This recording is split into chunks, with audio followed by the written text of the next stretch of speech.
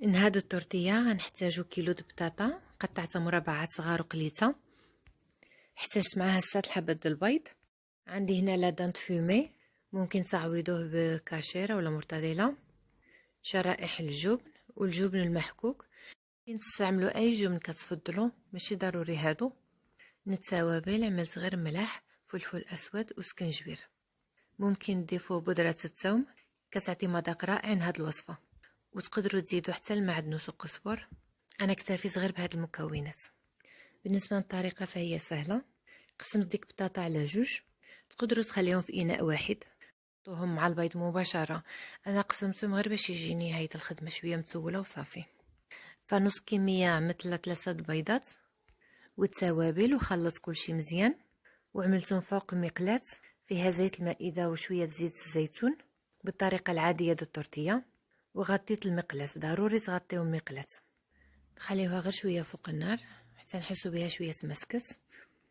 ونضيفو فوق منها الجبن، من بعد لاداند اولا الكاشير، ثم طبقه اخرى من الجبن. ضروري مع هاد الخطوات جبن مرتديلا جبن باش ديك البطاطا كتلصق مع الجبن. يعني اذا عملتم مرتديلا مباشره مع بطاطا ما غادي تلصقش، غادي تجيب تورتيه مفتوحه. ونزيدو فوق منها الخليط المتبقي من البطاطا والبيض، ونعاودو نغطيو مقلاة. مرة نرقبو الجوانب، والنار خصها تكون مهيلة. غير تحمر التورتيه ديالنا من تحت، نحيدوها من العافية ونقلبوها بطريقة العادية دو التورتيه، ونردوها فوق النار ونخليوها تحمر من تحت بلا ما نغطيو المقلاة. خليكم معايا حتى الاخر د الفيديو.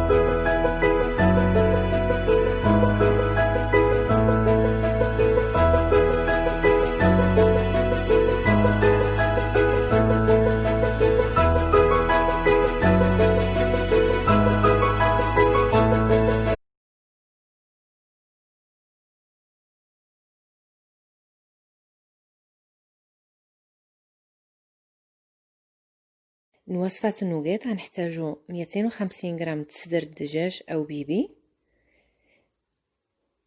200 غرام د بطاطا سلقتها في الماء، غنحتاجو ملعقة كبيرة من صلصة مايونيز، ملعقة كبيرة من صلصة طماطم مركزة، 2 حبات د جبن مثلث، ملح، قليل من فلفل اسود، وتوابل دجاج، 1 بصلة محكوكة صفيتها من الماء غادي نحتفظوا به.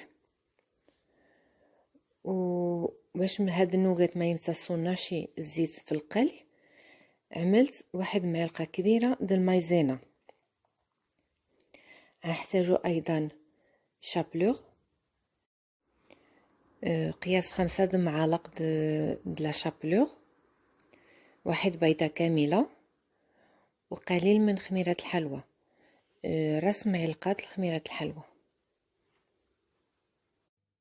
ودائما في اطار التدبير والمكوت في البيت، ما نبقاوش داخلين خارجين. فما كانش عندي شابلوغ، خديت شويه الخبز يابس حمصته في الفرن وطحنته وغربلته. انا بغيتها تجيني رطبه، ما بغيتها تجيني شويه حرشه، هذيك شي غربلته مزيان.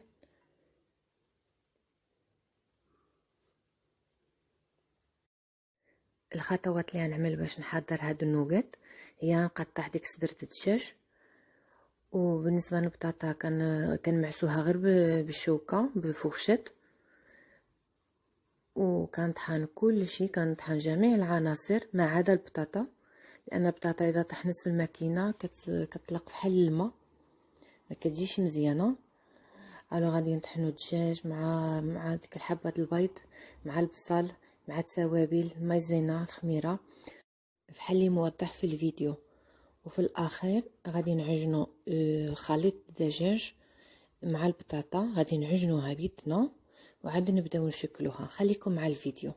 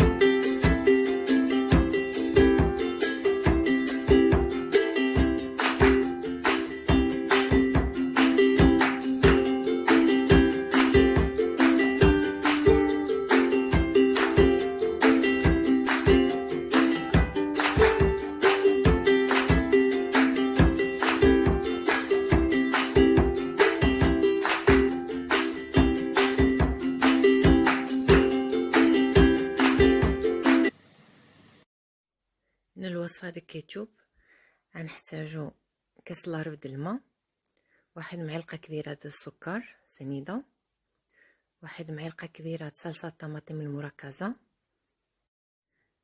راس معلقة د كيمون،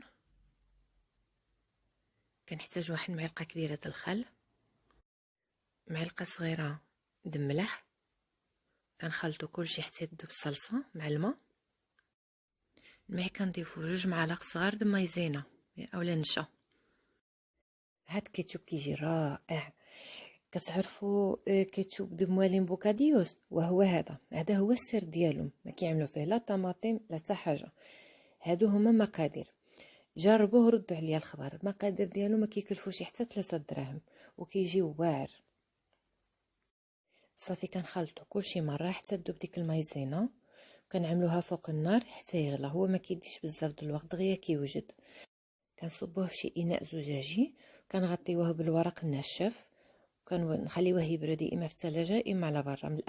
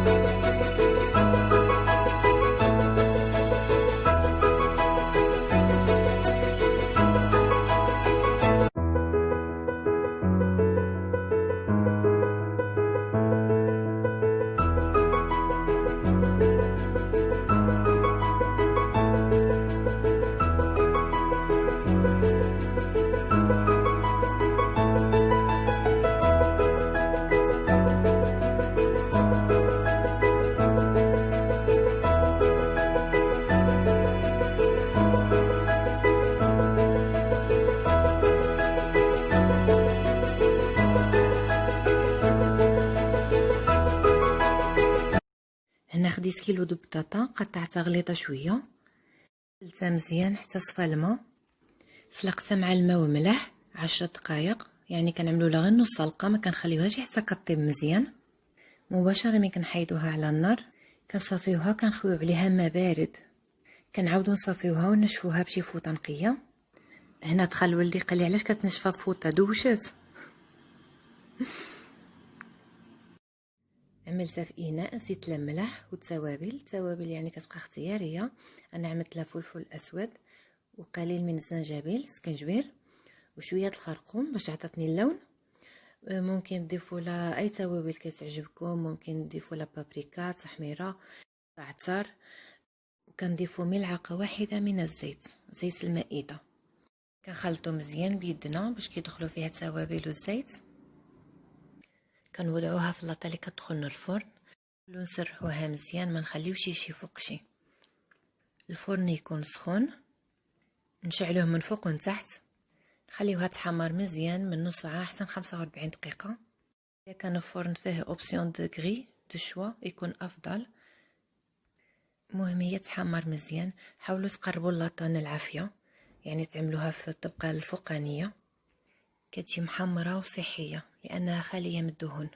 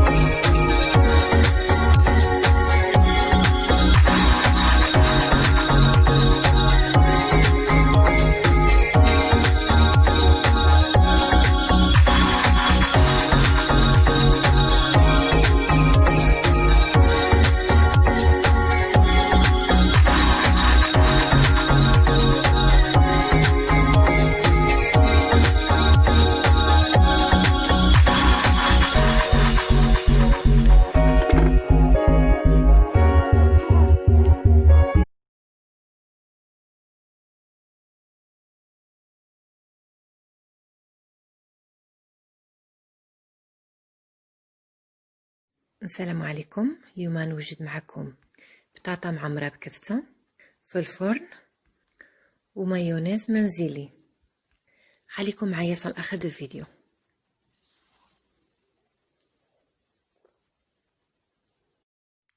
كنحتاجو بطاطا بحجم كبير، تقدروا تعملوها كبيره على هذه. انا هذه اللي جبرت في السوق.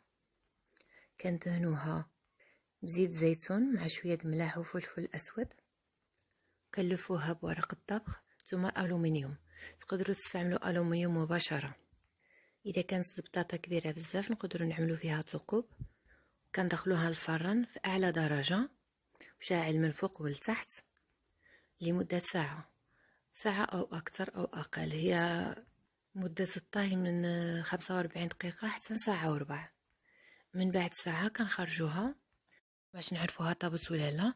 كندخلو فيها واحد السكين، اذا جبناها باقا قاصحه كنردوها للفرن واحد ربع ساعه حتى نص ساعه عاود.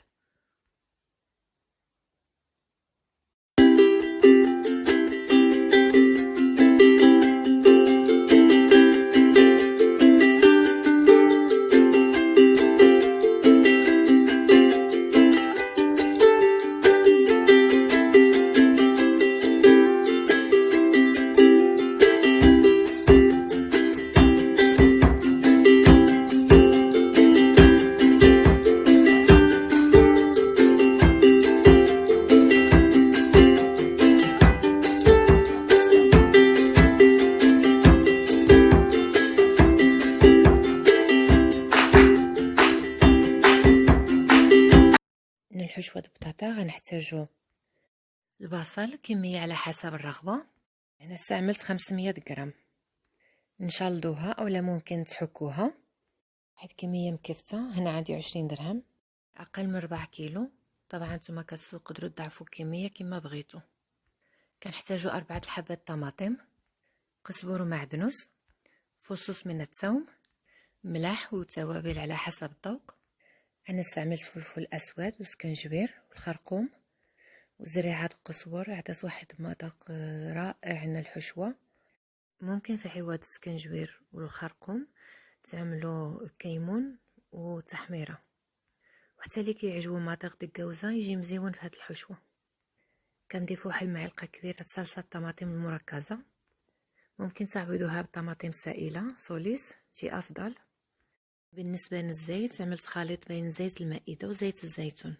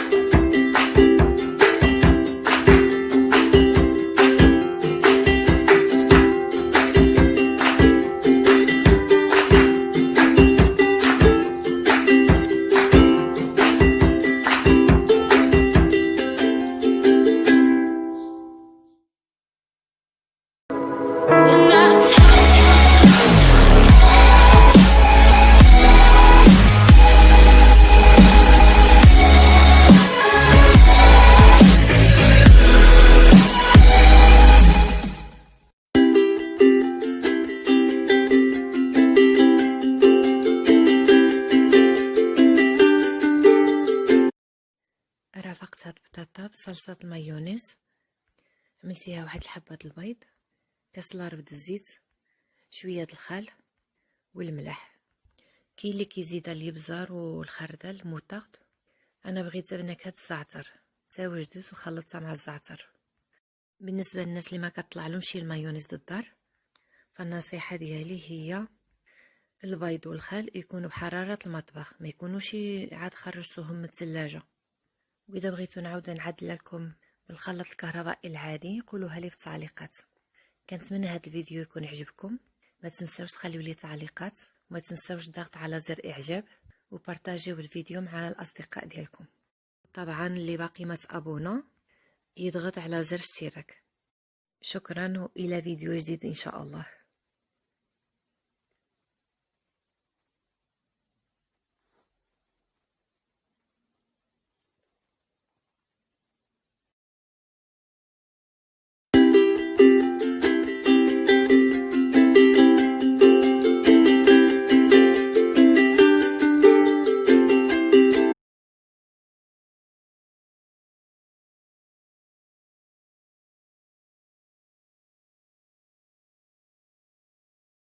احتاجت نص كيلو د بطاطا، واحد لاطه د تون، واحد بيضه، واحد ملعقه كبيره د مايزينا اولا نشا، وشويه د خميره الحلوى. بطاطا سلقتها هي ودريسه د الثوم، ودابا غادي نمعسها. والتوابل على حسب الذوق، يعني ملاح، فلفل اسود، كنجبير، ممكن تضيفوا بودره الثوم حتى هي كتجي غزاله في هذه الوصفه. نخلطوا جميع مكونات مع بعض، يعني بطاطا، تون، ديك بيضه، تقدروا تزيدوا الربع، قزبر ومعدنوس، والتوابل، مايزينا، شويه الخميره. نخلطوا كلشي مع بعضو، نخليوه شويه في كونجيلاتور حتى يتماسك، ونبقاو نشكلوه يا اما حبه بحبه اولا بحال الطريقه اللي عملت في الفيديو. من بعد غنحتاجو الطحين وبيض مخفوق وشابلور. لا شابلور ما كانش عندي، غادي نديباني، عندي بقاو لي شي فهاد توستادا كانوا بقاو لي واحد الوصفه. اذا عقلتوا على ميني كروك انا نخلي الرابط ديالها في اسفل الفيديو. حمرت ديك بقايا الخبز في الفرن وطحنتها. بالنسبه لتشكيل د كروكيت، اهم حاجه البطاطس خاصها تكون بارده، بقاو دخلوها في مجمد وعاودوا تجبدوها، كل خطوه دخلوها مجمد كي خاصها تكون بارده بزاف. انا عملتها هيدا طويله بواسطه كيس بلاستيكي، من بعد قطعتها، حسبت قياس 73 وقطعت، عملتها في الطحين ورديتها في المجمد حتى جمدت شويه يعني تمسكت. عملتها في البيض وثم في الشابلور، وعاودت رديتها للمجمد الى حين القلي. والزيت كيخصو يكون غزير بحال اللي غنقليو فريت. ممكن استغناء على التون، ممكن في عود التون تعملوا جبن مثلث. خليكم مع فيديو حتى الاخر.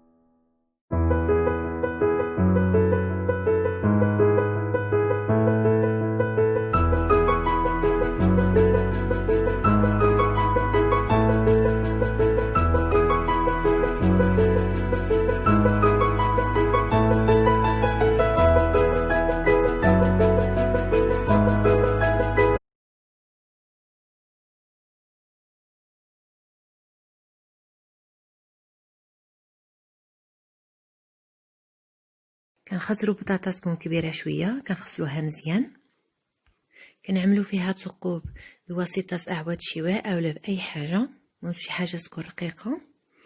كنلويوها في ورق الالومنيوم، كندخلوها للفرن درجه عاليه لمده ساعه ونصف. بديت كنوجد مايونيز، واحد بيضه، شويه د ملح، شويه د لاموطارد، الخردل. كنخلطو كلشي مره وكنضيفو الزيت بشويه بشويه، وفي الاخير كنزيد واحد من العقد د الخل. وباش تنجح معكم المايونيز، البيض والخل كيخصهم يكونوا بحراره المطبخ، ما خصهمش يكونوا عاد خرجتوهم من الثلاجه. وهاد المايونيز تقدروا تزيدوا له شويه د المعدنوس اولا شويه د الثومه محكوكه اولا الزعتر، داكشي كيبقى على حسب ذوق كل واحد.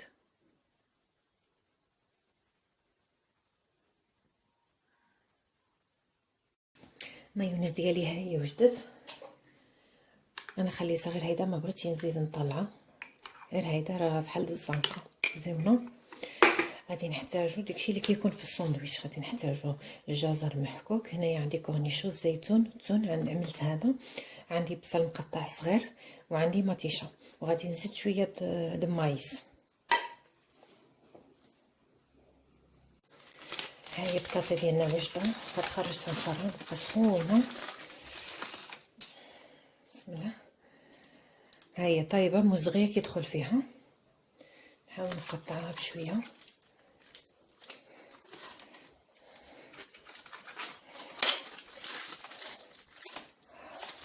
سخونه.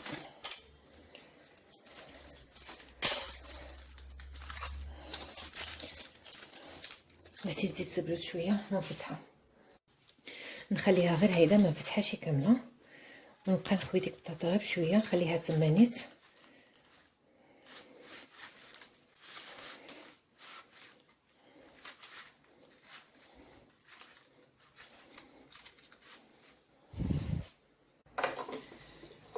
نعمل شويه ملح،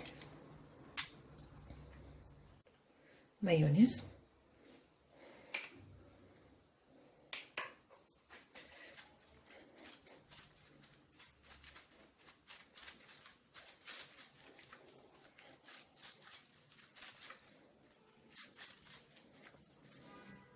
صافي عاد نبداو نعمرو دابا. هنا تقدروا تزيدوا له اي صوص، تقدروا تزيدوا كاتشوب حتى هي كتجي مزيانه. هي كنحاولوا ندخلوها في ديك البطاطا باش تجي لذيذه. بسم الله.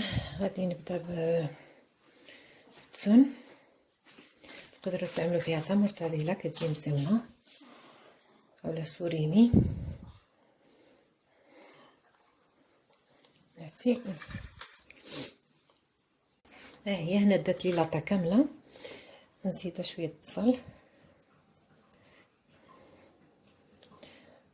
جزر،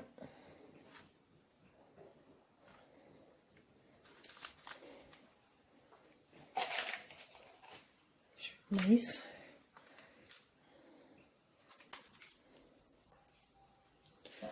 زيتون، ماشي زيتون هذا كورنيشون، ولا هذا كورنيشون، ممكن تعملوا فيه داكشي اللي كيعجبكم في بوكاتيو. زيتون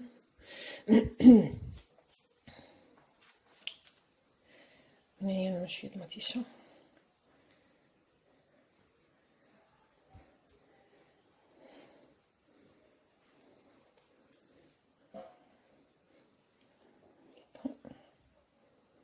هيدا كتقدروا تزيدوا تعمروها كما بغيتو على حسب الذوق.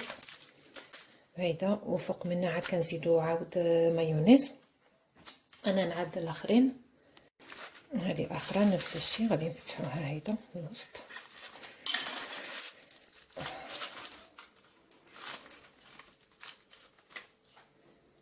نفس الطريقه نخبيوها من داخل بهذا الشكل، سخونه.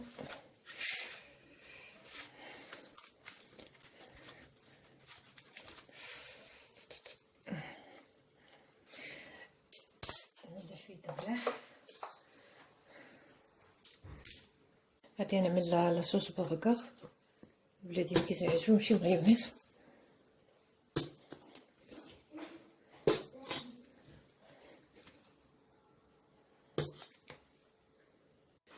خلطوها مع البطاطا.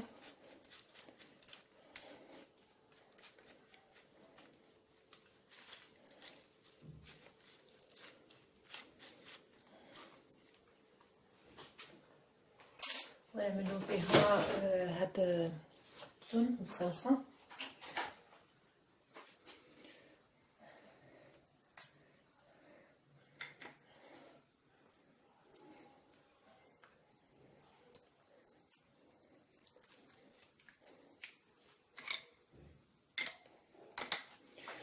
والجزر صافي، ما كيبغيو لا بصل ولا زيتون.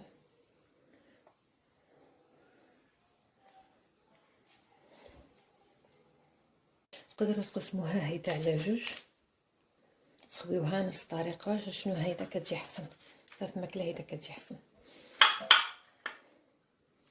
دونك هادي نعمل المايونيز.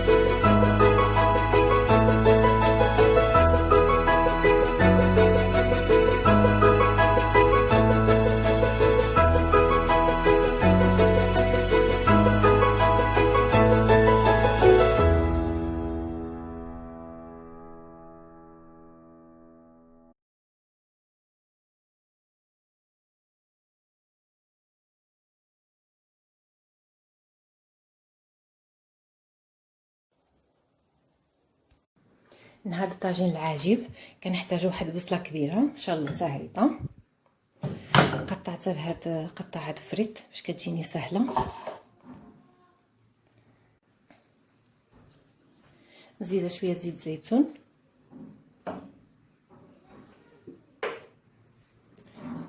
شويه زيت المائده، شويه الملح، ونخليها تشحر.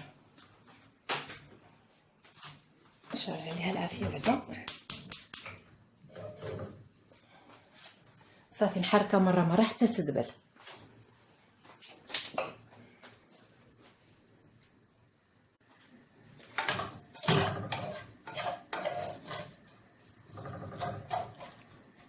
وفي هذه الاثناء خديتها 3 حبات طماطم نحكها في الحكاكه غليظه.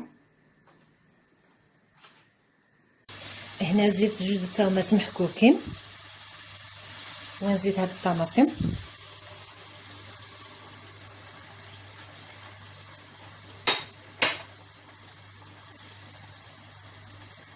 غنبدا نضيف التوابل. غادي نعمل هنايا شويه ديال الابزار،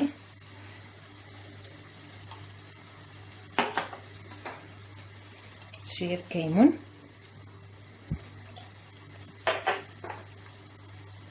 سكنجبير ولا زنجبيل، تحميره، فلفل احمر ولا بابريكا. عرفتو غير هيدا بلا توابل، غير البصله بوحدها مع ديك زيت الزيتون في هذا الطاجين د الطين كتعطي واحد الرائحه يا سلام. صافي نحركها شويه. في هذه الاثناء غنقطع 5 بطاطس دوائر. ونسيت ما قلت لكم شي على ربع قزبر ومعدنوس، فهو نضيفوه. هذا كان عندي في الكونجيلاتور، خليه حتى يذوب في الماكله. ونقطع 5 حبات البطاطا. البطاطا ها هي قطعتها. طبعا البطاطا كتبقى كميه ديالها على حسب افراد العائله. انا عملت غير 5. غادي نستفها. ونورمالمون هذا الطاجين كيعملوا في طاجين اخر اللي كيكون مزلج عنده ديك الغلاقه هيدا. انا عندي هذا كيعجبني. عندي اخر بحق صغير. صافي غادي نكمل هاد كميه البطاطا كامله غادي نستفها. دابا ما نقدرش حيت سوبور دو كاميرا مدحس معايا. الوغ وغادي نزيد واحد كاس الماء سخون ماشي غامر. غادي نزيدو على ديك الطاجين ونغطيه حتى طيب البطاطا.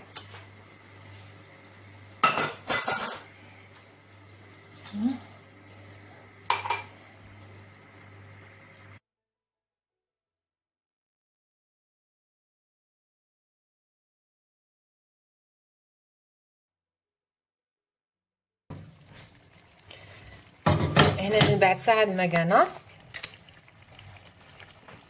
البطاطا هي طيبه. دابا نبقى نزيد لها حبه البيض. غادي نعمل 5. نعمل وحده وحده. ها ما هنا يعمل 6 حيت عندي صغارين شويه. غنغطيهم غير شويه ونزيدهم ديك لي فروماج لي طرونش. ها هي في هاد المرحله نبدا ننزل هاد الجبن حتى هو وحده بوحده. دابا شابره واحد التليفون بيد كنزل بيد ما عارفاش كيفاش نعمل بلاتي. ها هي نعمل كميه الجبن كامله اللي عندي. غادي نعمل شويه الزعتر. اذا عندكم معدن وستريفه يكون احسن من هيدا. صافي غادي نغطيه نخليه حتى يذوب.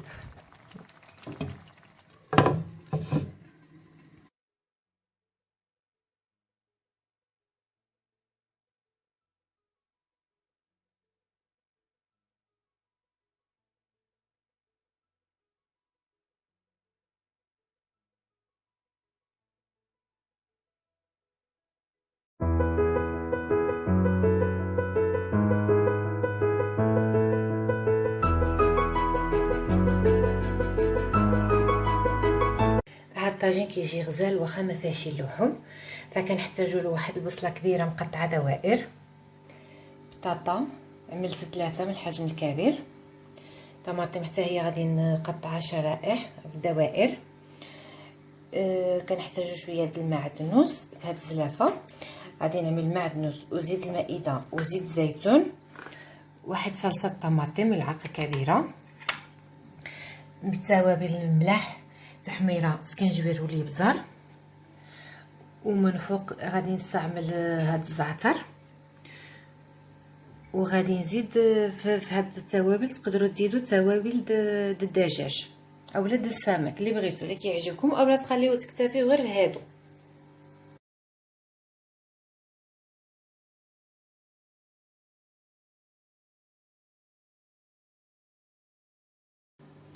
هنا ضفت 2 معالق زيت المائده و3 زيت الزيتون وزيت الماء باش كملت هاد الزلافه. انا عندي قياس ديال الزلافه اللي كنعمل زلافه صغيره. هنايا مس بطاطا تحت منها ديك البصل. فغادي نزيد الطماطم من فوق ونخوي عليهم هذا ونرش بالزعتر. هاد الزعتر هذا ونغطيها بالورق ديال الفرن والالومنيوم اولا الالومنيوم مباشره.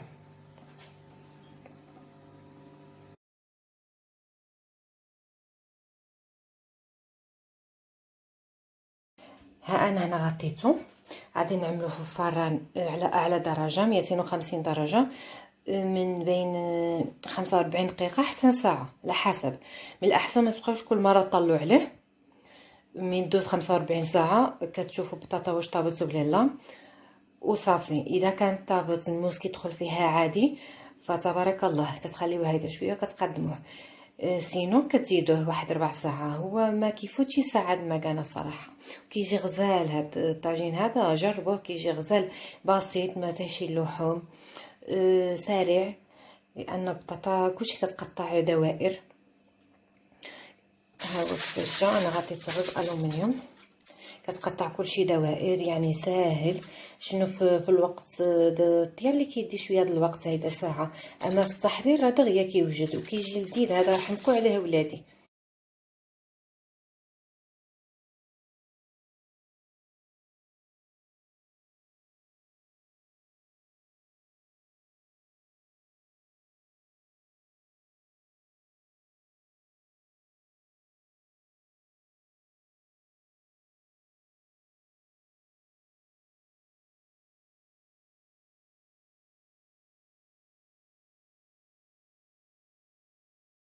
السلام عليكم. اليوم نقدم معكم هذه السلطه، سلطه راقيه في المنظر، لذيذه في المذاق، ورخيصه من ناحيه المواد اللي فيها، لان فيها غير الخضر بكميه قليله، ولكن طريقه التزيين كتبين الحاجه بانها فخمه، بانها راقيه، وهي ما فيهاش حتى 30 درهم د المواد.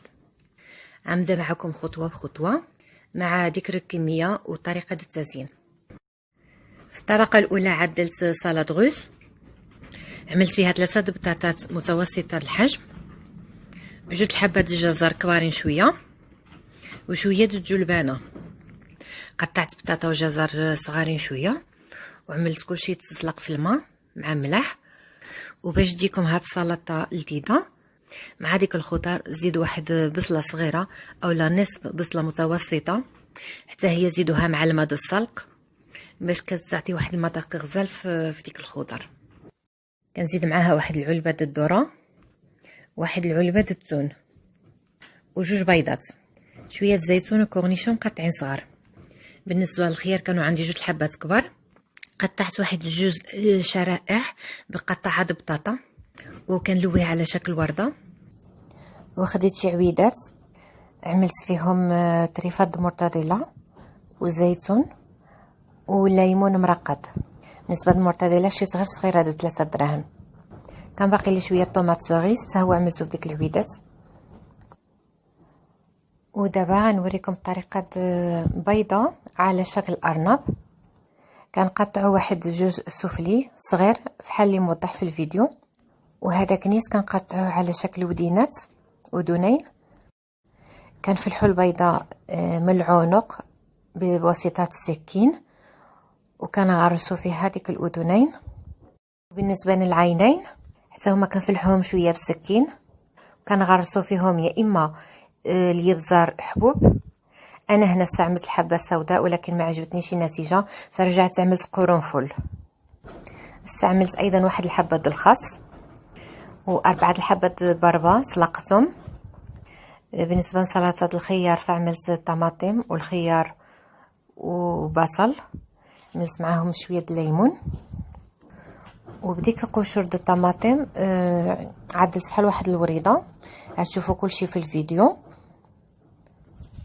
انا نخليكم مع الفيديو، كنتمنى تكملوا حتى الاخر وتعجبكم هاد السلطه، لان هاد السلطه في متناول الجميع، اي واحد يقدر يعدلها، لا من ناحيه التزيين ولا من ناحيه المواد. بحال اللي كيقول المثل تاويل كيغلب التجاره، فماشي ضروري الواحد يكون عنده مواد كثيره او لا غاليه باش يعدل شي حاجه مزيونه اللي يفرح بها عائلته.